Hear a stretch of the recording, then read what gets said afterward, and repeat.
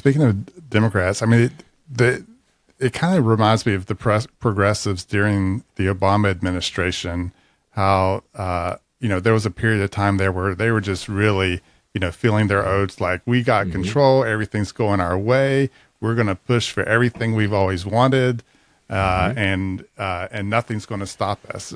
Do you see that sort of comparison as well?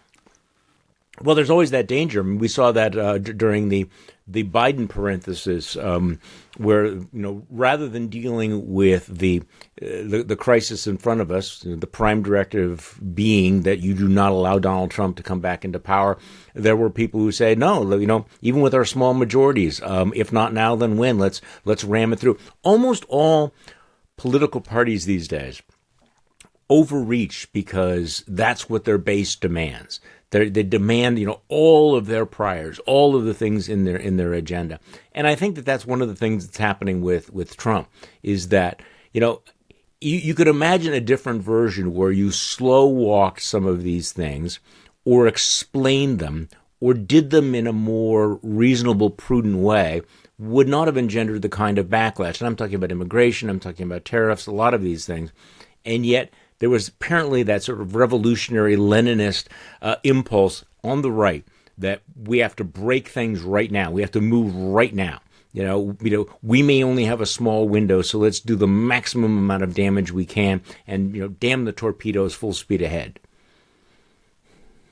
Yeah, and that would be my warning to my Democrat friends. I mean, probably what's going to happen is that they'll do well in the midterms, but it'll be more about the Republican implosion than anything that they're doing well. And of course, they're going to overinterpret it and say, oh, yes, the country's behind Democrats now, but won't be the case.